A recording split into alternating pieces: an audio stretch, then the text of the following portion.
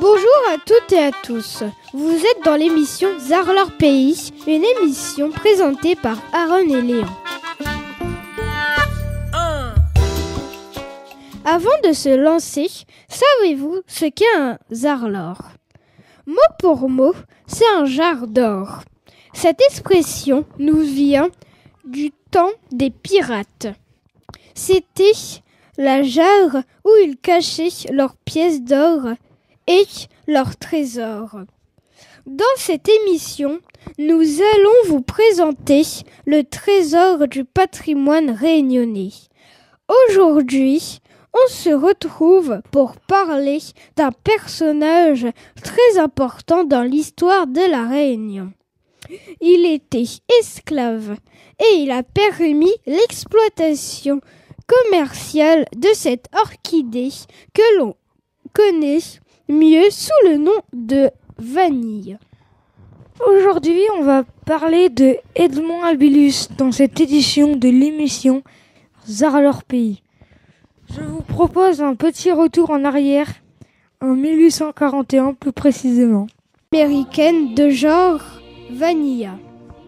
En 1841, donc, l'esclave Edmond Albilus, âgé de 12 ans, trouva, avant les botanistes du Muséum d'histoire naturelle de Paris et les scientifiques locaux, une méthode simple pour féconder manuellement les fleurs de lait en vain de trouver un procédé de fécondation artificielle de la vanille. Quand un gamin de 12 ans lui montra sa trouvaille, une fleur de vanille transformée en gousse, ce gamin était son esclave. Il répondait au nom d'Edmond. Orphelin de mère, il avait grandi dans le verger de son maître, qui lui transmit la passion des plantes. Que va-t-il devenir ensuite ? Malgré son ingéniosité, Edmond, qui reçoit le nom d'Albilus en 1848, au moment de l'abolition de l'esclavage, n'a pas été récompensé par son maître ou par les autorités de la colonie. Il est mort dans la misère, le 9 août 1880. À l'hôpital de la commune de Sainte-Suzanne. La vanille de Saint-Philippe est très réputée, non loin géographiquement. Celle de Sainte-Rose est également très prisée.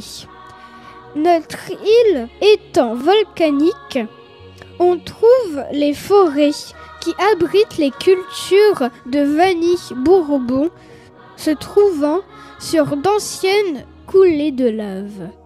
Et de toute évidence, cette espèce adore longer ses racines dans le sol volcanique.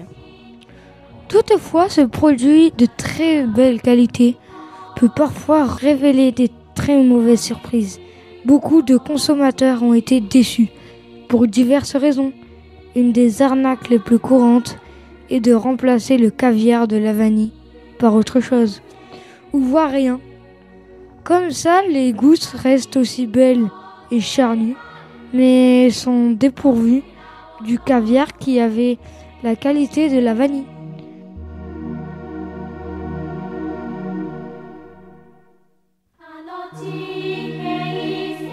Au revoir, merci de nous avoir suivis.